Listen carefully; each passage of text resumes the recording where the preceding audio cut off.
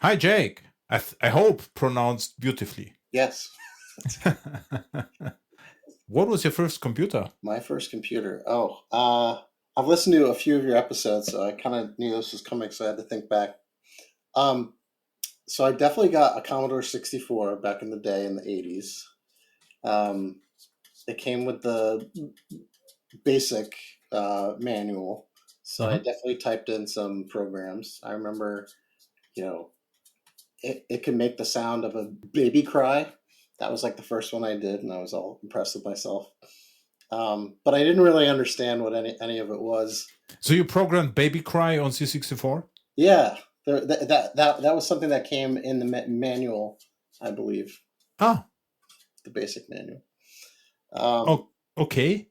I had software, not on C64, on Spectrum, and it was able to make it speak, but it was somehow understandable. But Baby Cry is new. This is actually an. I'll have to look it up. I mean, I could just be imagining it. It was a long But time. this would be cool. Actually, no one mentioned that. So this is a new era of sound processing on C64, right?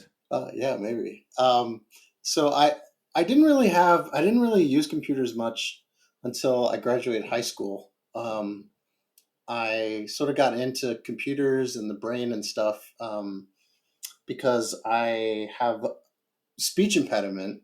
And when I was in high school, I started to sing because I was sort of forced to pick something. So I picked singing Hmm. choir, and it's sort of like the King's Speech, where I couldn't talk, I couldn't say my name, and in front of a group of people, but I could sing to them without stuttering. So I that got me really interested in the brain. So I started reading books on it, and I was like, I want to study this in college. And so I studied cognitive science, which is a interdisciplinary study of the brain, which includes, linguistics, philosophy, psychology, neuroscience, and computer science. So that's kind of where I got into computer programming. That's Um, crazy. So, and you find out why you can sing and have problems speaking. What was the difference between singing and speaking? Well, it just uses different parts of the brain. Stuttering is primarily, male.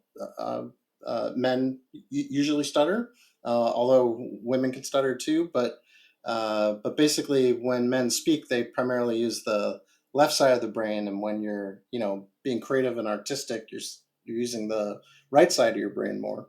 Hmm. So it's really like a localized motor processing problem. Uh, so it's one of those interesting things where you can kind of hack yourself. But is it possible to stutter during singing and not during speaking? This should be also possible then, right? What's that? That someone cannot sing because it was stutter during singing, but could speak perfectly if this is true. I mean, I wouldn't be To, surprised if something like that exists, but but in theory should, right? I yeah, mean, sure. I mean, well, there's some people who sing off key, and there's folks who can sing well, and it's just a localized brain yeah, but problem. it's really interesting. Audio Okay. processing. So it means you had, but what surprised me, you said, with C64, you coded already and made, baby cry, but, and then you lost interest. So it means you didn't play with computer games. You No, I just, mean, I definitely had a Nintendo. I played a lot of games. okay. I remember in fifth grade hacking Eliza. That it was like the early AI program. Do you Hmm. remember that? It was and it was sort of like a therapist, right? Hmm. That would basically ask you questions about what you said. And I remember a friend of mine and I like hacked it to put in swear words or something. So Okay. I definitely, but for me, I never really got access to a computer outside of my parents' office. My dad ran a construction company, and my first program I really felt like I wrote was I would record macros in Excel, Mm-hmm. and then I would look at the source code of the macros, right, which were Visual Basic, and then I would go through and I would like change them. So I built like a time management thing for for like who was working when. But you had fun with it. Yeah, it was like I didn't see it as a career. I didn't even know that was something that people do, to be quite honest. You got it, but you were the naturally born programmer, right? I mean, if you had fun with such a things in fifth grade, I mean. Oh yeah, I mean, I was very much like I used to take apart all my toys to figure out how they worked Cool. and stuff like that. So I like to tinker, which is still to this day I always have like a side project or I'm building something for fun. You're interesting what the kids these days are doing. You're taking apart, an iPad and trying to figure out how it works. Do we know? No, There's no way. There's no way. If they figure out how it works, this is like a prodigy. Is okay, Yeah. Exactly. Yeah. No, my kids are all the I feel like there's something where that ability is kind of gone, where folks are afraid to open up things and break them. So I always encourage my kids, whenever we have something that we're going to throw away, I have them take it outside and we take hammers and we like break it and we look inside and I try to explain at least. And they have fun. Oh yeah, they love it. They're like, Dad, can we take this outside and break it? That's cool. Okay. So still interesting. So you did a lot actually. So you created a macro from Excel, or you modified Excel generated macros in Visual Basic, or Excel generated Visual Basic code, which that's what I learned before I took a programming class. When I went to college, obviously, I started off in computer science. I really got hooked. In cognitive science. I really got hooked on the computer science. So I ended up switching, and I majored in computer science and minored in cognitive science. And that's why this AI stuff for me is so interesting, because I've been waiting. Like I was building like backprop models in C back in like 1995, and it's nice to be able to actually see these things become used now, where like it's not just a toy. Maybe you remember there was in 1998 a book in Java. It was about character recognition with neural network. It was, and I really also was really surprised that it works that well. So it was JDK 1.1 back then. Yeah. And I actually found that book recently. So surprised back then. And it took very long. No one noticed that until the already existing technology got a chat interface, and everyone now went crazy. It's not like overnight they invented this. Overnight they put a new interface on the old stuff, right? So and then it took off. Well, in 2017, the transformer architecture like really changed the game. That was kind of the stepping point. There was one back when like deep learning first came out, where Jeffrey Hinton, he's sort of him and Jan LeCun are the two that kind of came up with a lot of the fundamentals. But deep learning kind of happened back in like 2013, 2012. That's when it really started breaking through. And I remember I built another sort of Java-based deep learning thing back then, because that's how I like to understand how things work. I like to like build it from scratch.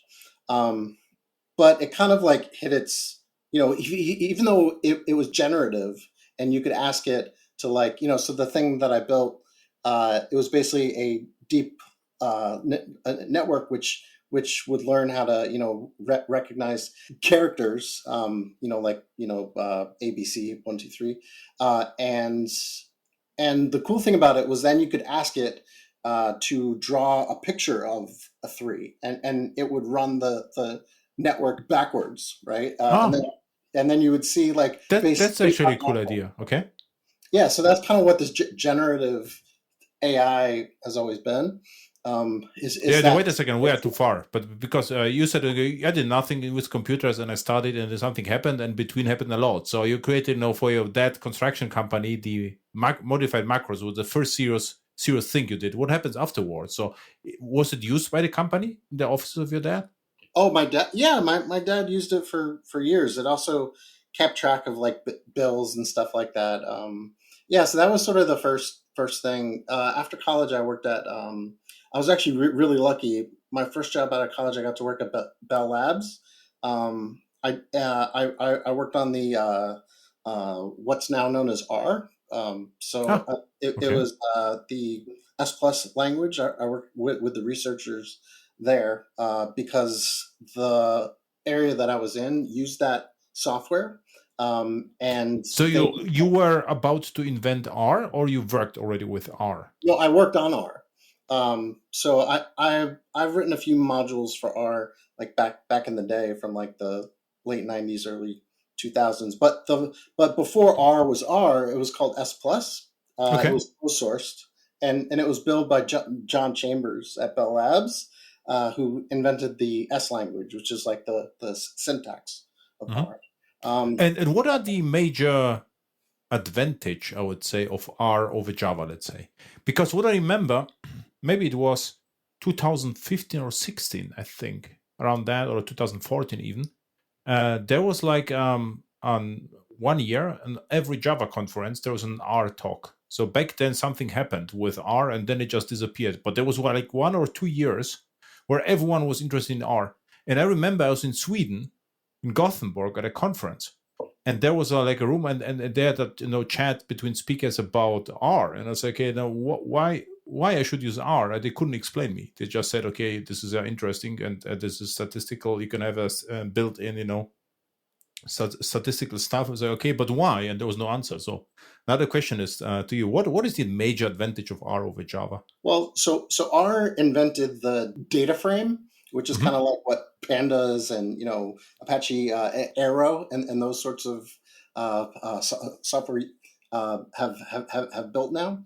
But it all originated in R. So R lets you do these kinds of it lets you load data sets. They had a great package management system called CRAN, and it allowed different researchers to build different models.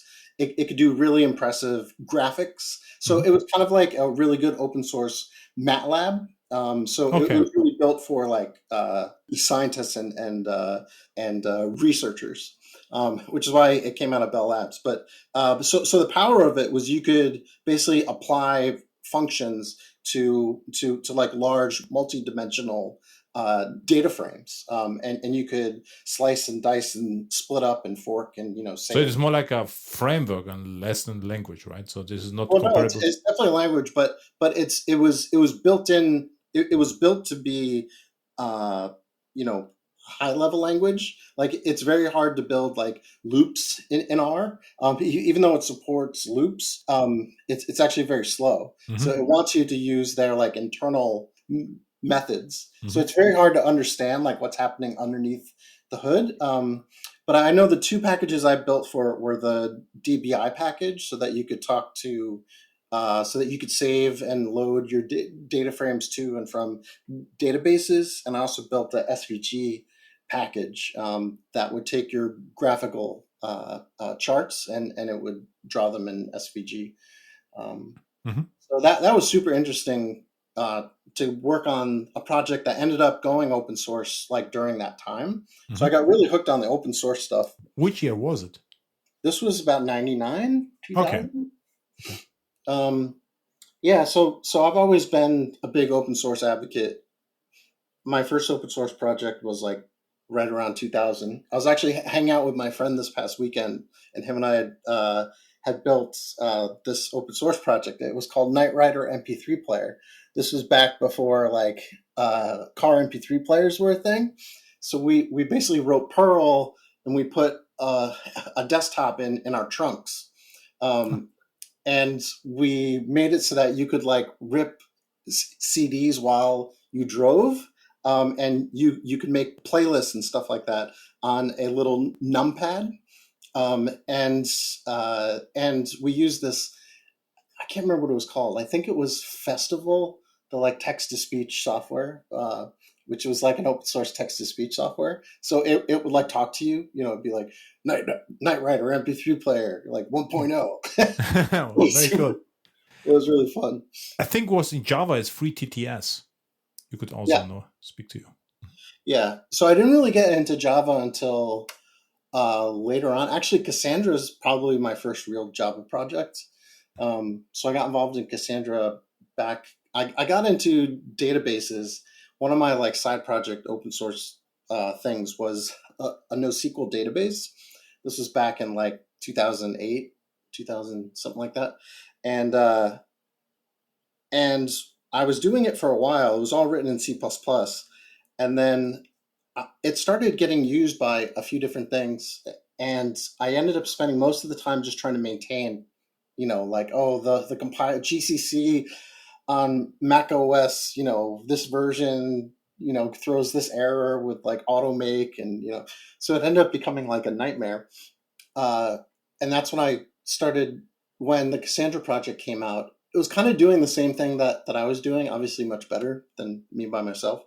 And I was like, this is awesome. So I just kind of But jumped. why you wanted to have your own database? For fun. I like to I like to make things. I consider myself like a maker. So I like to think about things in a creative way. And part of the like one of the big technologies that really got me interested in databases and all this stuff was like Memcache. Mm-hmm. When Memcache came out, I was a big fan of like Brad Fitzpatrick, and he built a bunch of things. He built Memcache, and he did a lot of Perl libraries. He went on to like be one of the main developers on Go, and now he's doing Tailscale. Like, yeah, Oh, he does super interesting stuff. Uh, but Memcache was kind of like his original thing, and throwing a cache in front of something was like amazing to me. That like you could make everything way faster just by having like a right through cache. but Memcache was super interesting also in a period of time in Java projects.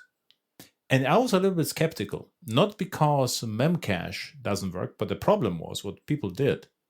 They serialized Java objects into Memcache back then, right? And I say, okay, is it really pays off that because the overhead of serialization and deserialization Oh, can sure. be higher than just the caching. So if you would just have concurrent hash map, let's say, and is not shared, of course, but we could have one singleton concurrent hash map. I suspected, the performance will be better than Memcache with the serialization, deserialization, because Memcache is just, is a remote process. It doesn't run in Java.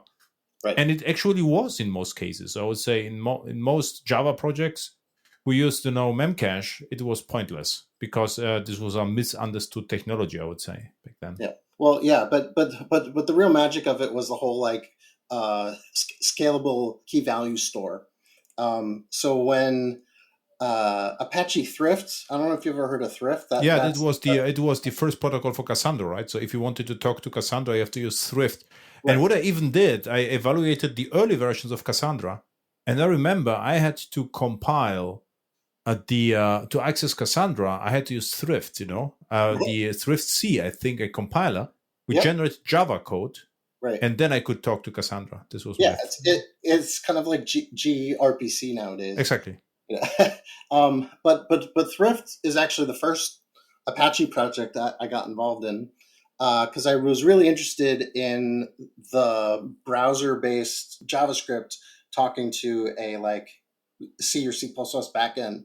At this company I was at, I built this kind of Corba-based like XML service that would like serialize between multiple systems. And I thought like the Thrift approach was like beautiful. The fact that you could have this like contract that you could write like, okay, here's my structs. Yeah, IDL. Here's my function calls. Yeah, like having that sort of contract and then generating the stubs was kind of like Corba, but in a much cleaner way. So I really jumped into it.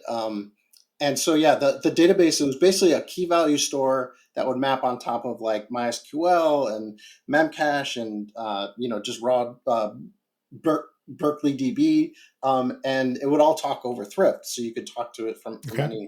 any language. So that was kind of like what I was doing for fun, and then the fact that Cassandra was already using Thrift and it had like this more flexible, um, you know. Uh, you could have like keys, like a map of maps, basically. So you could do like multiple levels. I found that really powerful, and the fact that I could just stand up four nodes by myself from a Map of terminal. maps. Map of maps. What I remember, Tyler Hobbs, you know the guy? Yeah. He was evangelist of Cassandra, I think, one point of Yeah. time. And he delivered a Java 1 talk about Cassandra internal structure. And he explained everything, and I listened to him, and I said, for me, sounds like map of maps. I said, this is like map, and the key, and there's another map. And after the talk, I went to him, say, look, I'm a Java developer. What you explained is map of maps. And if you explain this way, for me, it's absolutely clear how it works. And I said, yeah, thank you. So I never thought about that. So next time I would explain this way. It's like a hash map of hash maps, right? So I was like, yeah. And we had a chat, a Java 1, because I don't know how he explained. Maybe that it was. Yeah, the terminology was columns and super columns. Yeah, Super exactly. columns So always super confuse me. columns. This was the explanation: columns and super columns. But for me, it was a hash map. And then the entire talk, I couldn't. I say, I have to ask. And after the talk, I had a chat with him. Yeah, no. So it's actually a tree map of tree maps. So they're all like pre sorted. Okay. And that's kind of where the power comes in, because then you could do like little sub range queries, so you can really build some powerful applications on top of it. Mm-hmm. I'm using now this indirectly with DynamoDB, where I use the range key, for my stuff, and the partition key is more like pointing to the right instance and then work with it. Yep. You're crazy. So you create a Cassandra-like database and notice that you don't have a lot of fun with GCCs, and then you found Cassandra, which was Java, and I say, okay, this is end of my pain. Yep. I'm pretty sure for Jonathan Ellis as well, Cassandra was his first real Java project as well.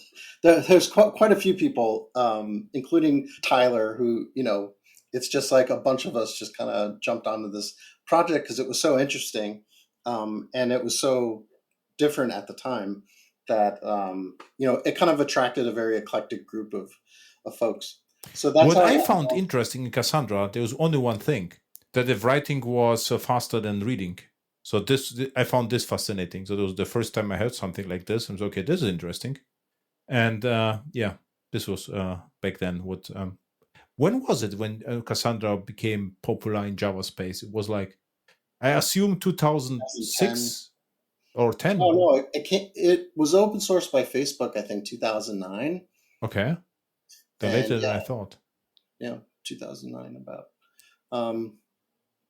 So I knew of Jonathan and these folks, and I ended up building a search API on top of it. It basically took Lucene and mapped that tree map of tree maps to be a inverted index. Mm-hmm. So it would allow you to basically do distributed search, and that was like one of the things that really got Cassandra some notice. I mean, not that on its own, but it was the first sort of like real use case of like something that was built on top of something that worked well. And this was when. And you're saying distributed search because the index was in one place in Lucene, but it had the I don't know how they call the super keys, the partition keys, or the PKs, the real one, and they were distributed, right? Because they could point to different Cassandra instances. This is why you're saying this is distributed search? Well, so the inverted index is effectively a bunch of terms which are pre-sorted, and then a bunch of counts, right? Yeah. So like this document contains. So for these terms, it points to this document. So I basically taking that whole structure, which Lucene makes pluggable, and map that directly onto the Cassandra API. So there was no longer an index file; it was just a table. Yeah, Right? but Lucene was not distributed. This was one index in Lucene, and it pointed to different documents which were distributed because of the nature of Cassandra. It was in the Cassandra cluster, right? So you made like the index pointed to different cluster servers, and inverted means keys were terms and the values were pointers or primary keys. How is called the primary key in Cassandra, which corresponds to partition key and Dynamo? Partition key. Partition key. Okay. So then the in the Lucene, the keys are the terms. This is why the inversion kicks in, and the values are partition keys, which point to Cassandra documents. And no. So what this did is when Lucene would write its term index, instead of writing to that centralized file, it would write to a Cassandra partition for that term, and underneath it would store the document ID. So Lucene is pluggable. So instead of using index file, you use Cassandra itself to store the index. So now it's distributed. Okay, because I couldn't understand the fact you say you distributing search, and if you use Lucene, there's one index file. But you replace the index file with Cassandra, and then it's really distributed. Yeah. So you use Cassandra twice, basically. You only use Lucene for searching, and then you use Cassandra for storing the index and for storing the documents at the same time. Yeah. Yeah, pretty cool. Yeah, it was cool. And this was back when like Elasticsearch was first taking off, and I always kicked myself for not taking it further. But it was a fun experiment at the time. Back then was race between Elasticsearch and Solr, right? This was not. So so that's really where I got into Cassandra. When Jonathan started DataStax, I was one of the early employees. I convinced my wife to let me, join this small startup, and just went all in on the Cassandra stuff. So yeah, I've been working on all different aspects of distributed systems, and now with the cloud stuff. So going to. But what did you do in Cassandra back then? So what was your main area of operation in Cassandra? I worked on lots of different aspects. I mean, if you look at the committer list, I'm up there. I don't know where I am anymore, but I've done a few hundred commits. I worked on all different aspects, from compaction to streaming to so my best and worst patch, my most aggressive patch, was I tried to convert from arrays of bytes to byte buffers. This was like back years and years ago, and I didn't understand the byte buffer API at all. So the flip, right? It was the flip, or how it's called. Well, no, it wasn't even the flip. It was like the array offset, and to actually get to the underlying bytes in the byte buffer. It was very easy to break things. So of course it was like I broke everything, and now it comes out, and only on AHEX-FM, you see the truth. Oh yeah, no, if you ask anyone who knows me, I've made a lot of silly mistakes as a developer. This is the day as internet went down, right? This was your byte buffer experiment. This was like probably Cassandra 07, so I don't think that many people were using it. Okay. But like maybe Netflix went down. I don't know. What's funny was back then, everyone said NoSQL, and then Cassandra started to make the SQL, so Cassandra Query Language, more popular. And I say, look, NoSQL, and now they would really like to have a SQL, right? So there was almost like SQL to query Cassandra. So this was back then, and now it's just normal. So now everyone actually admits that SQL is not a bad thing, but back then was like SQL was like enterprise language, and I remember the argumentation was just crazy at conferences. Like, we don't need SQL. We can use just key values, and we can write more tests or whatever. It's like, what are you talking about? SQL is just convenient. Right. Well, the root problem was always joins. Yeah, sure. Right? Like joins don't scale, because like if you have one set of partition keys joined against another set, then it just has to do a global search of everything. So that was really the only thing that made things NoSQL.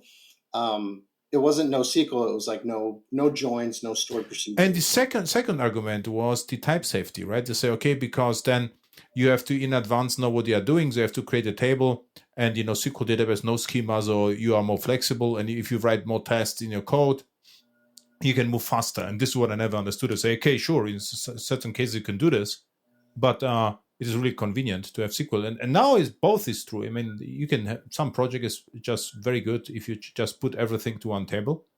And in other project, it's still convenient that you can have ad hoc queries, right? It really depends on the project. Yeah, for sure. I mean, and this is where the AI stuff is super interesting, because you can imagine like a year or two from now, like schema will just be kind of like done for you.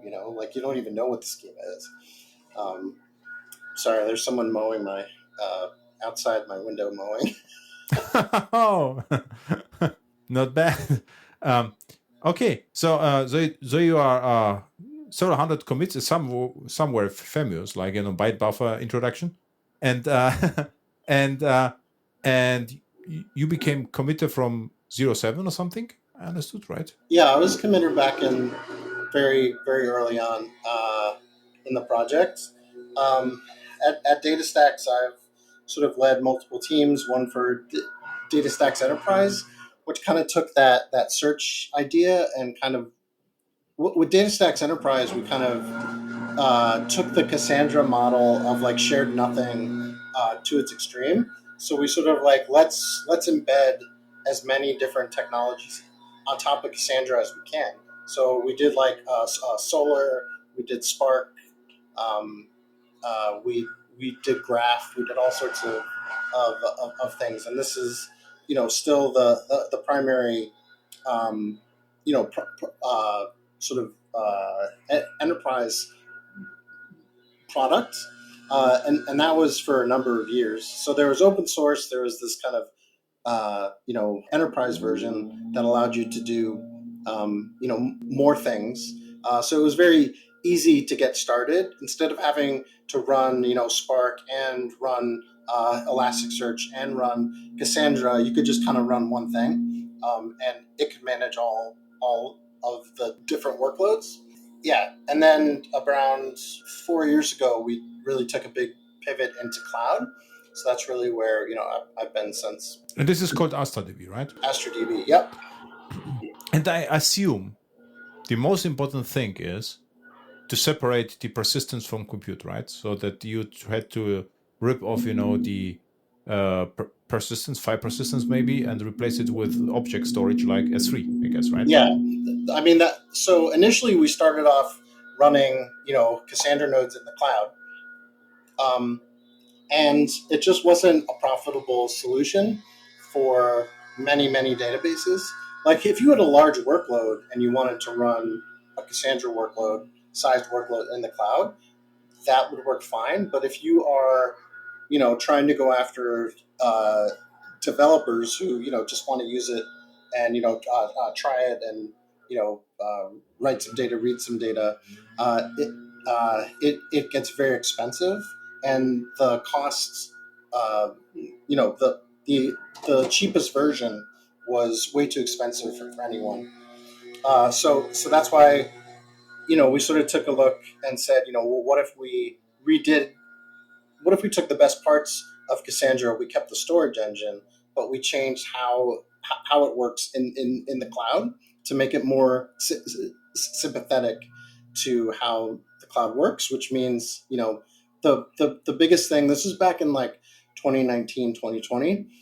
I wish it got more press, but this whole like separating compute from storage, although like DynamoDB and those folks had done it, there weren't really like open source or like small SaaS companies that were kind of doing this serverless approach. But for us, the big breakthrough was like, why don't we just use S3 or object storage as the source of truth? Because our system is all built on top of Kubernetes. Disk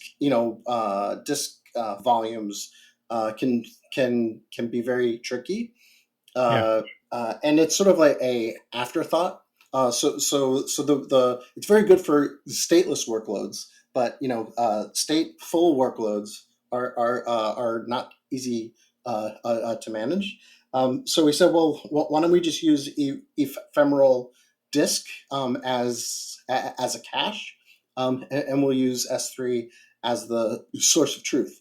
And it fit very well with the Cassandra storage system, since it was built to be immutable. Disk SS table files, which means like once the data gets written to disk, it doesn't change. Exactly. So you have like copy on write strategy. Right. Yeah. And because this is the question I wanted to ask, because an object storage works well, but what object storage means is basically a hash map, right? And a hash map means if you store the value, it cannot grow. So it is like frozen. So, and this is, you have to know in advance how big the value is. But if you just never modify the existing file and you just move forward, that is not a problem. And S3s can be even versioned. Are you using the versioning in S3? No, we basically use, so Kubernetes runs on top of etcd. So we use etcd as sort of our transactional cache, I'll call it. Very good. So etcd sort of stores the live state of like, hey, these are the live SS tables for table, X. And when that set changes, it just sort of drives all of the nodes kind of refresh and grab that new file from S3. I ask so many projects, Kubernetes projects, why not using etcd a bit more? I mean, this is already there. It's a NoSQL database, just or a key value store database. You can just use it. The API is fairly easy. And the answer was yeah, but I mean, this is a part of Kubernetes, like it's internal. We are not supposed to use it. So it's somehow, what I have to say is that Kubernetes in my world, in enterprise world, is used completely wrong somehow. So what happens is, it is a replacement of EC2 machines, basically, what people would like to have, right? So they have workloads on premise, and then a manager decides we have to go to the cloud. So they pick whatever they have on premise, put it to the cloud. And then, after the free credits are out, they will notice that this is very expensive. And then, they're running stock Kubernetes, and they have basically two clouds, right? Because the Kubernetes in the cloud doesn't use a lot. It basically runs on EC2 or on Fargate if you're lucky, and they have to manage everything by themselves. And there's zero advantage of cloud. But if you do it right, you have to use the Kubernetes, right? So it is like, and the first time I heard that you're using etcd, which is interesting, because so using the etcd as a cache and S3 as persistence, right? So this is yeah, and basically what we did is modify the Cassandra, or we're actually using the Java file system abstraction. Pretty cool. And we basically built a abstraction layer so that we can basically do a read-through cache for those immutable files. So when a new SS table shows up, all we load at first is the metadata about that file. We don't actually load the data. So this means depending on your caching strategy, you can have lots and lots of data in S3, but if you're only accessing a small amount for your active workload, then it doesn't actually have to be stored on NVMe disk. So this means that you could like save a proxy, right? More or less. So the metadata as a proxy knows how to load, and if you need it, then it's loaded. Yes. This would be actually cool. You could open source it, as a separate product. This file separation, because file system abstraction. There's a file system in Java. So you implemented this file system Java API, right? Yes, it's not a full file system, but it does allow you to list files, get the attributes, but it's not used for writing. It's just for reading. And it expects the size of the file not to change, right? So there's some, we were able to make a lot of shortcuts, because doing a full file system on top of S3 just won't sure work. Not. Be really slow. But so we use just and this is what's great about the LSM tree uh, uh, storage engine, and object storage. It's really a great fit. So making Cassandra into a serverless database, it actually works really well, Mhm. um, just because it made the right choices. And this is what a lot of companies are starting to build, right? All the companies that are building serverless solutions, they're effectively using, append only B tree, or there's or any of the if you read the Amazon Rora paper, Mhm. there's there's an explanation of basically how these immutable logs are used as the foundation of the whole system. So having this immutability block storage is really kind of a key component. And that was our goal with this, is like, in order to make a multi-tenant system that could scale up and down, and just go offline and bring it all back, but by building on top of these cloud native constructs like etcd and S3, it makes it makes your job a lot easier. The next step would be to make your compute proxyable as well, right? So serverless would mean there are no active Kubernetes nodes, and on the first call it starts with Lambda. It has to start fast, it has to start fast. But if the storage is already in S3, there's no overhead. It will be like 30 milliseconds. But this is a major refactoring. I mean, this would be huge, and not even sure whether it's doable.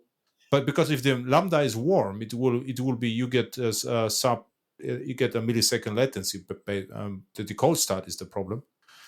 And Yeah. would be interesting approach for specific use cases, right? Whether it's possible to completely shut down the database.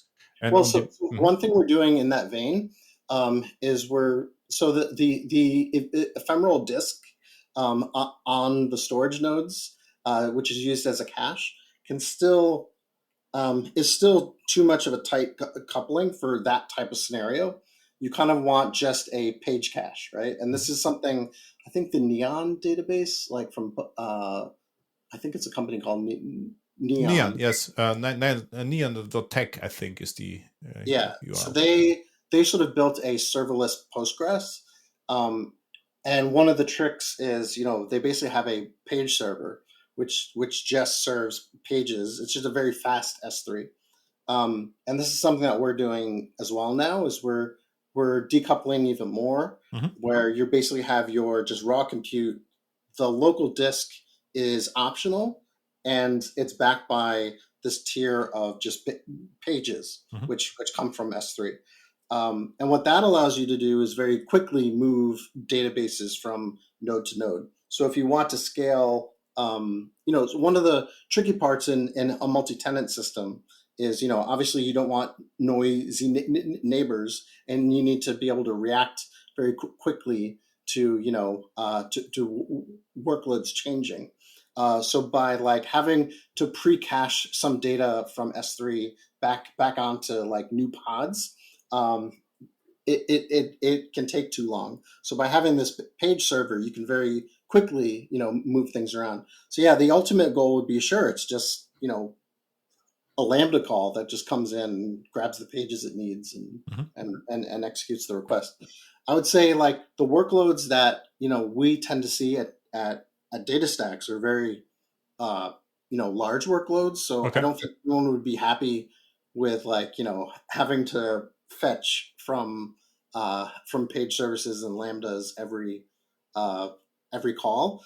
So there's some workloads where it might make sense, but most of the workloads that we see are the very large, Yeah, petabytes you are of, talking lower level. hundreds of So terabytes of data. what I do in several Java projects right now, and it works better than expected. We started with S3, and we basically serializing JSON object to S3, and Yes. from Java. And I thought, and I just not even optimize the parser. I was just curious, what happens in larger projects, and it works surprisingly well. So the only problem you get with this is, of course, that if you would like to have all keys, you have to access every key, key by key. So this is the problem, and this is the only problem actually, because you can of course build reverse index, but you have still the n+1 problem. But with Cassandra, you could solve this because you have the cache in between. So I'm saying, if you're developing the applications in a different way, if your objects in Cassandra would be larger, and you will, you put the entire Java object domain object graph, not just one object, but more objects would belong together in one partition range key combo, then it could work, right? So it is not the solution, because it's the latency is the problem. So if you have every call takes 30 milliseconds, forget it. If you have 100 calls, it's 3 seconds, so this is not doable. Yep. Mm-hmm. Yeah. So in the Cassandra SS table, there's a Bloom filter. There's a partition index. There's a row index, and those are the things that we preload. That's like a less than 10% of the actual data file. But once you know that, if you're executing a query, with the object storage APIs, you can just fetch a range of a large file in S3, right? So that allows us, we don't always have to grab the entire file. So it doesn't matter how big the files are. So we have our own configurable page size, which could be like 4K, it could be 4 megabytes, but it allows us to progressively cache more and more on the fast disk. And you could even cache in Lambda file system, because I think they're like 500 megs are free. So this is like temporary, but it's per instance. So, at the first invocation, you can preload everything, also just store the file. And then as long the Lambda lives, you could, so it just, it's just crazy idea from my side. You're working for Cassandra for 10 years, so it's just it's like what he talks about. It's just hello world problems. But yeah, that sounds great to me. Yeah, but because what I really fascinated is by the serverless idea that everything can be shut down. And for me, Kubernetes is more like this is not really exciting. I have to say, it's boring, and it's actually not even cloud native, I would tell, because if you take a look at Kubernetes, it's very good. Starting and stopping Docker containers is fine, but for me, it's just okay. This is like starting and stopping EC2 machines behind a load balancer. This is for me not much difference. And the next thing is, if you just run plain Kubernetes, there's almost nothing standardized. You get the etcd, but the ingress controller is not standardized. So if you have a distribution like OpenShift, for instance, or Rancher, so you get out of the box, this is what I understand. But but different story. So but I try to avoid Kubernetes because the complexity for a project is huge, and the advantage is for me almost zero. So I would always go Fargate. I would prefer Fargate over Kubernetes, or Azure App Service, whatever proprietary Docker orchestrator is in the cloud is for me always advantage over Kubernetes. I don't even understand why I would run Kubernetes in public cloud unless I'm building a product like you.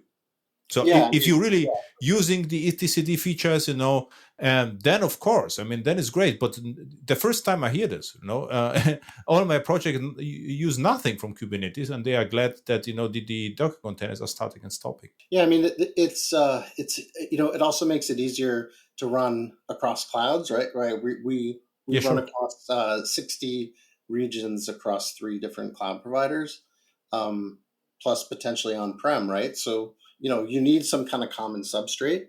Kubernetes is what it is. It's better than 8 different APIs. For you, of course. If you're a multi-cloud product, go for it. But imagine we were a big company and we are building, one department build something. So if they commit to AWS, why they should migrate it to Azure, right? So if you are in a project, enterprise project, there's zero.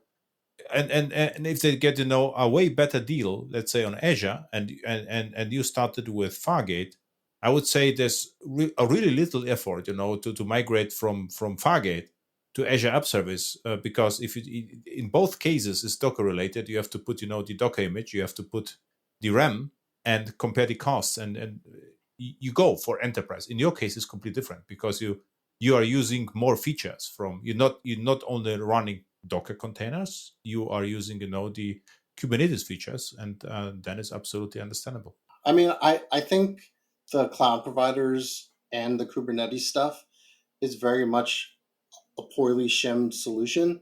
Like the impetus mismatch between what the cloud providers give you, like raw, like instance types, and what the pod specs give you. Like you have to do all the work to utilize all of your resources efficiently. So like our auto scaler is sort of a custom Python solution, which sort of monitors what's going on, and then it Yeah. tries to bin pack things. But changing the settings to handle different pod sizes is very complex.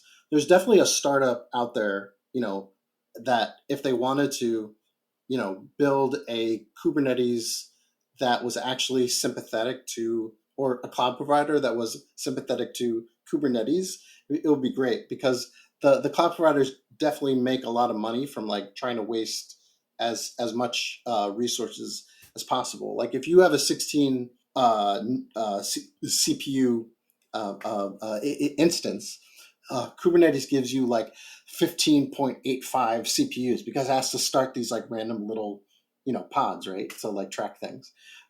So you don't actually have 16 cores. So if you try to start a pod with 16 cores, it'll start a second, Then you have 32 cores, and then and the 16 are busy. Yeah, exactly. So it's like there's all these games that you learn over time to try to optimize for cloud costs.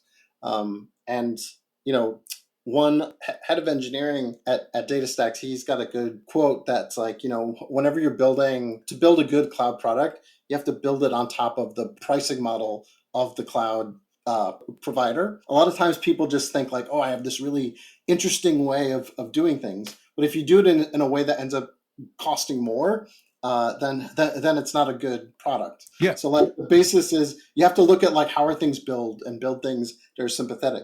Like one of the great things that just kind of worked out is like the cost from the cross AZ costs is a whole like other ball. This is what I wanted to ask the second question. This is what actually how you deal with cross AZ costs, because in Cassandra in the cloud providers was also interesting. Is lesser known fact that you have to pay, for data traffic between availability zones in a region. So this is it's a huge like unknown cost that people get stuck with. One beautiful thing is that the traffic from S3 is free, like no matter the AZ. So that's one way to bypass it, is like if you're using object storage as your source of truth, then you as long as you're doing all of your sharing of data but across DynamoDB as well, right? I don't know. I think because it's global system, so it should be. There's no availability zone. Our way to deal with it is so Cassandra does give you some. But Cassandra was always aware of the topology, right? So at the beginning of it was like rack aware, so it was in the rack, which rack and data center, and it was able to replicate more and more. Exactly. Yeah, exactly. So our ingress all the way down through our storage nodes tries to stay within the same AZ. Obviously, for writes, if you're doing writes, they have to cross the AZ boundary. But there's definitely more reads than writes. By the way, back to your to the DataStax engineer. I call it cost-driven architectures in my talk, and the cool story is, so I'm basically, I'm not building products. I'm spending my time in projects, but clients ask me about solutions, and we starting with AWS calculator or Azure pricing calculator, and this is the architecture, because this is actually the beauty, because there's no discussion. They say, okay, we start with S3 is the cheapest. So if this doesn't work, the API calls is usually not a problem, and latency is a problem. DynamoDB is the next one. If this doesn't work, we can use, for instance, Postgres, but Postgres, it really depends on the traffic, right? But for typical enterprise project, it is orders of magnitude more expensive than S3 or DynamoDB, or suppose Cassandra serverless as well, because you have to pay at least 500 euros a month for a mini instance, or $500, because, and without backup. If you would like to have a backup instance, you pay twice. And for that, you get a lot of stuff.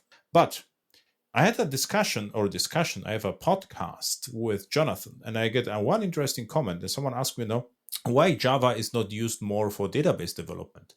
And Jonathan already mentioned that Java is really a beautiful language to build scalable database engines. What's your take on it? So if you would start, you new startup, you said you're a maker and you like to create things, you say, okay, AstraDB is boring. Tomorrow you start, how to call it, Interstellar DB.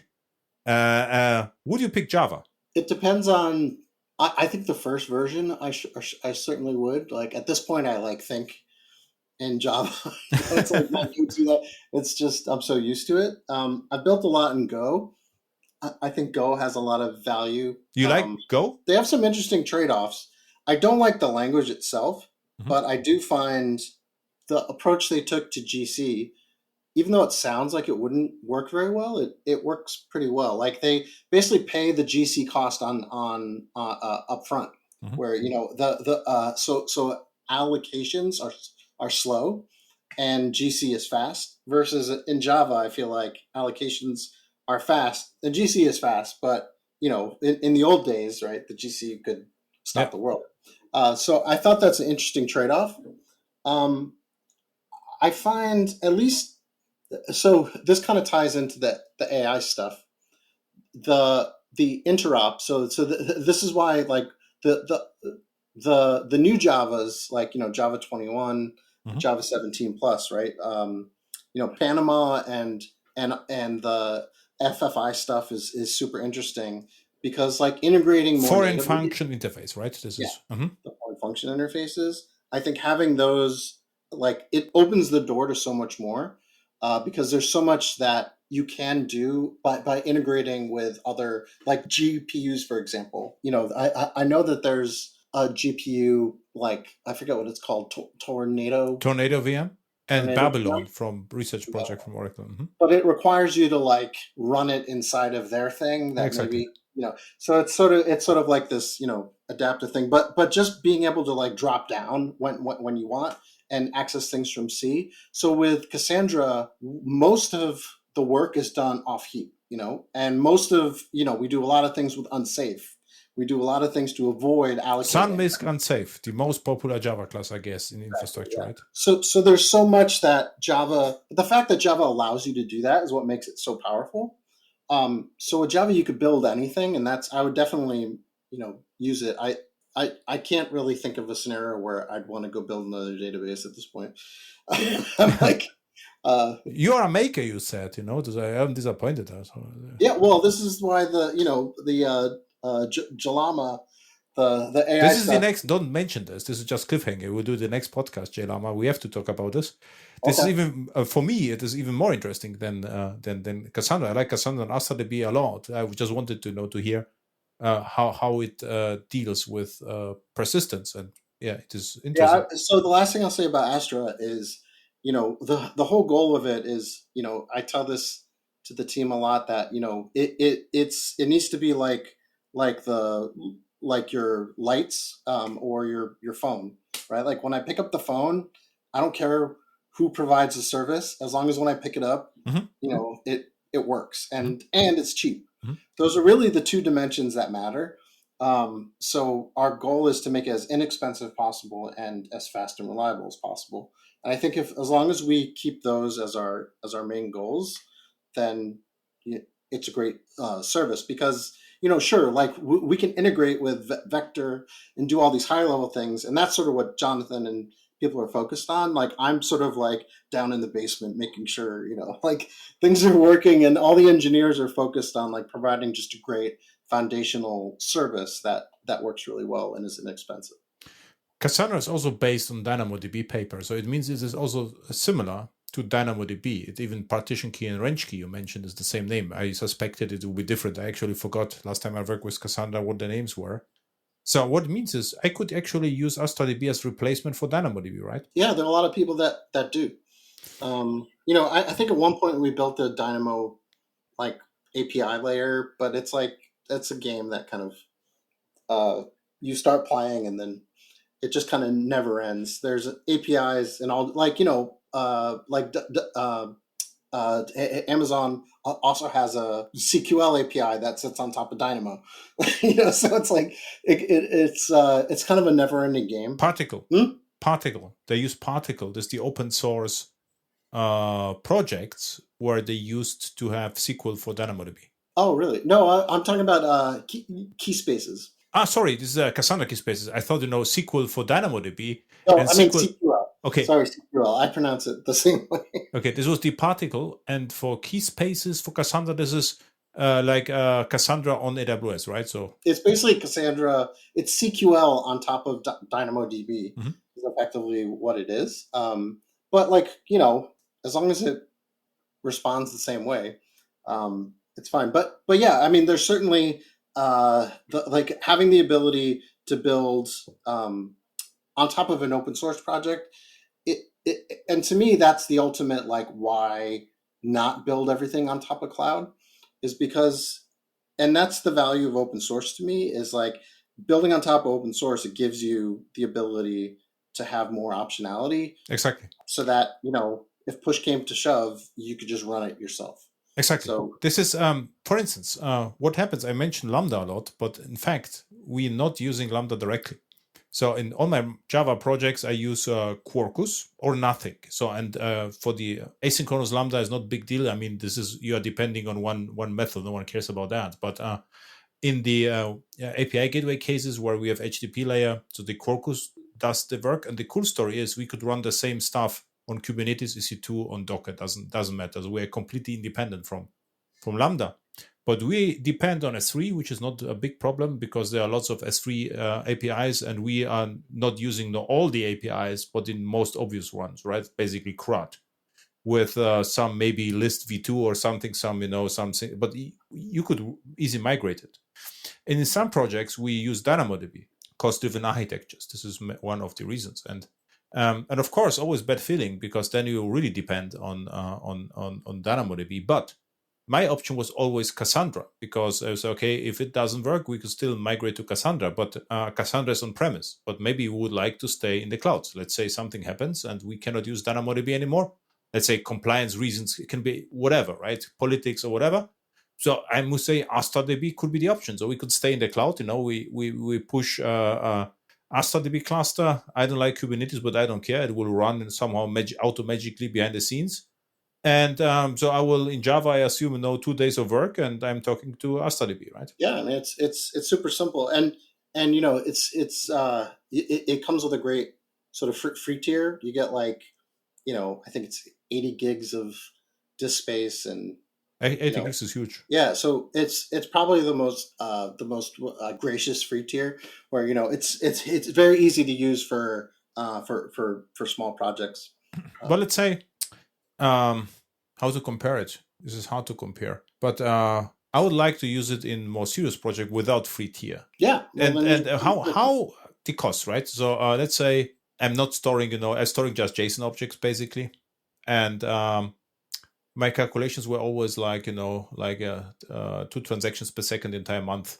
This is more like my calculation because this is we have a little bit concurrency, and for enterprise this is more than usual because no one works 24/7 usually in such projects, so it is far less. But what would be the typical costs for entry-level projects, typical JSON fiddling without free tier? So I mean, do you have any examples like what we can expect? Well, so it works the same way as Dynamo. So you pay for what you use. So it's similar pricing to Dynamo? Yeah. Okay, then it's perfect. So if it's similar, I'm happy. Even if there's no 10% back and forth, I don't care. But it's a similar pay as you go with Dynamo. So you are paying for API calls, right? Yeah, exactly. I mean, so the whole value of serverless is to give people the option to pay for what they use, and if they stop using it, they don't pay anything. I feel like that's the entry level barrier to a successful SaaS. That being said, once you're an enterprise or a large use case, you kind of want the opposite. I just want to pay. Exactly. So there's that as well, right? Yeah, exactly. exactly. I don't know how you see this, but I see this way, that serverless is actually always more expensive than the opposite, which is EC2. I don't know what the name is. The opposite of serverless, serverful maybe. And so it means it is 20%, 30% more expensive. So it means I can run more effectively on EC2 if I utilize the machine 80-90%. So then it pays back, because the 30% which I'm wasting I get back. And the next problem is, of course, that serverless scales per invocation. So I'm paying for invocation, and if I have more invocation, something happens in the backend, but I don't care about that. It's not like it is more expensive. Right. What happens on Kubernetes, what you mentioned, was the 15.8 CPUs is. So if I do this by myself, I have one small EC2 machine. That is not enough. I have to start a whole new machine. And now the whole new machine is 90% of the utilization is wasted. And this is I'm overpaying. So what serverless for me is just, the perfect load balancing, right? The perfect load balancer, which is able to fully utilize the infrastructure, but is 20-30% more expensive. So what it means is, if you have huge use cases, then you can buy the largest machines, and then they will be cheaper, the serverless. And if you do the tricks with Spot instances, whatever, then it can be way cheaper, but you have to invest more. To make Spot working in your project is no trivial thing, and you spend a lot of time, testing and recovering from the failures, right? Right. Yeah. It's a great way to explain it. There's, it really comes down to it turns that problem into our problem, which I like. I like solving the, how do we bin pack things and make sure that, we utilize things most efficiently, and the user doesn't have to think about that, and they just pay. Serverless. It means, this is the shared responsibility model. I don't care about that. On that note, let's say I would like to suggest AstraDB to one of my clients. How this would work? Because AstraDB is not known to AWS account, right? So are you running the AstraDBs in your accounts, or will I have to install AstraDB in my account? No. So it's a fully managed service. You can buy it through the AWS marketplace. So if you have credits, it could be applied to it. But it's not. We don't run it in your account. Okay, very good.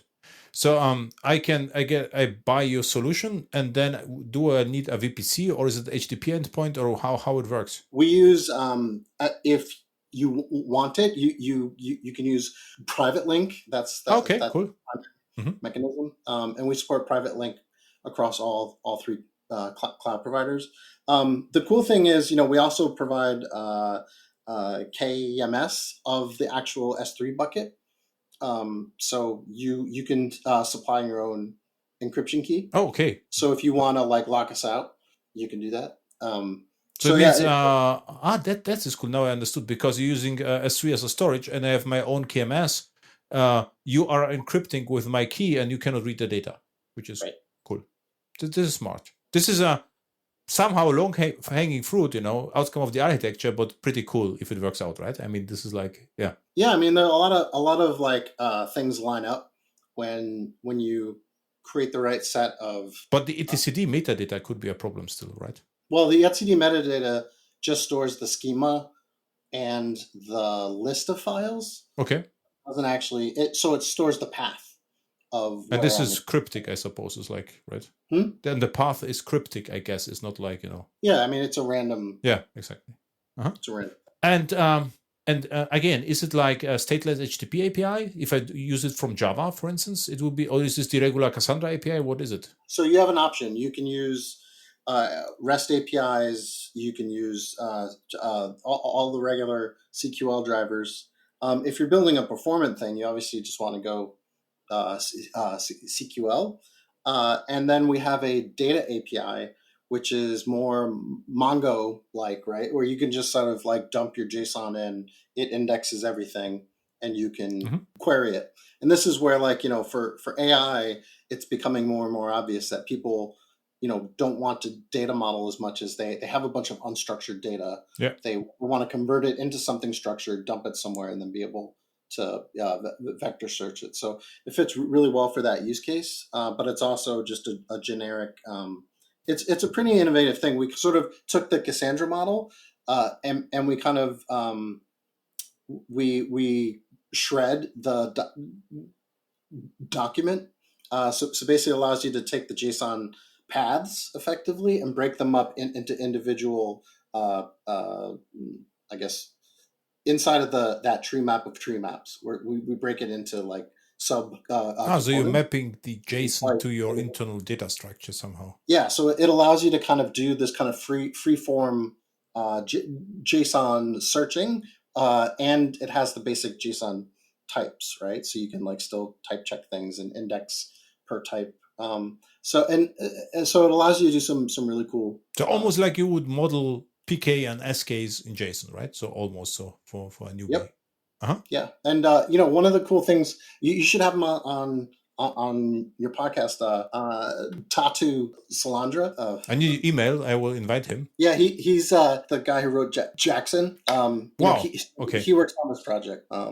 He's been working at DataStax for a few years. Cool. So he gets to really use all of the Jackson magic in a large scale deployed system. Just a technical question to the use of the Cassandra API. So let's say I'm in my own AWS account. I could still, your REST endpoints are of course available, but with the marketplace, I get a key to your API, right? Well, so with Astra, you basically get roles and tokens. So you can create as many keys as you want. Like once you create a database, you basically get a endpoint. Yeah. You can hook in private link. You can generate whatever. Yeah, private link. I know this is just networking, but let's say we go through the public API, would also work, right? Or do I have to use private link or private link? No, you don't have to. No. So I can use the public REST APIs. I assume they are always available. But if I call them, I get 401 or something, and I will need a token, right? Which I get. Yeah. So what I'm buying at the marketplace is effectively a token, right? You effectively you can spend your credits on your database. Mm-hmm. So inside of Astra, you create a org. That organization has users and roles and databases and tables, and you can go in and assign credits to be spent against those based on either pay per use or you can sort of reserve. So if I buy your service, do I get roles in my IAM from you? No. No, you basically just get where I'm going with it. So if I, let's say, access S3, right? How this works, I have the S3 bucket, and I can tell, with CDK, for instance, or CloudFormation, S3 bucket grant read write, and I pass my function, whatever, and it generates a role behind the scenes. And this is the security model. This is the highest one, right? Or I have a third-party service, let's say Aurora RDS. From my perspective, it's not really well integrated, because if I call the database, so I'm allowed to call the database, but the database doesn't know the user, right? So I have to set up in Postgres username and password, and this is like a double security. And then I can use the IAM plugin, but this is a mess. If I use the Aurora serverless, there is a data API, I think it's called the interface. So I can call it via the data API, and the security is already solved. So what I'm just asking is, in your case, we get IAM integration, or I get token. Everything is fine. It's just from technical perspective. And I have used the token in the header or the API, bear a token. And if I use your token, what I get, then it works, right? Is this? Yeah. Okay. So it's simple. Okay. Now, what you're talking about, that would be, this is one of the projects that I've been sort of internally hoping to do for a while, is this concept of bring your own bucket. I think it would be great to like offset the costs, for example. Instead of us creating a S3 bucket and managing it for you and allowing you to apply your key to it, like you just give us access to a path inside of one of your buckets, and that's where your database goes. So it's like, then you manage the whole thing. I kind of think object storage as this like wallet of like, this is my data. I can take it and I can put it here. I can put it there. Is pretty powerful idea. So, in that case, you definitely would grant Astra access to your data, and then you could revoke it. So Okay. it's not related to what you're saying from the user level, but it reminded me of that. Yeah, pretty cool. I think we covered Astra a lot, and the next time is JLAM. I'm already looking forward to this topic. What I assume what you did is you are able to integrate, directly from Java the Llama model, the open source one, right? Yeah, not just Llama. It does Gemma and Mixtral and Minstrel. It's a general purpose LLM inference engine for Hugging Face models, like any of the Hugging Face models. Um, and I actually just added this weekend. It's going into a Lang chain for J. Uh, so by next time we talk, it should be more widely Very good. usable. Perfect news. So Java will become the AI language. That's my goal. Yeah, I want Java to be like why would you use Python? This is what I never understood, but the next time we'll talk about that. Yeah. Where people can find you on the internet and references to your work, share whatever you like. Sure. I'm T Jake on Twitter, X, and GitHub. Just T Jake. Perfect. Thank you a lot. Thank you so much for having me. I appreciate it.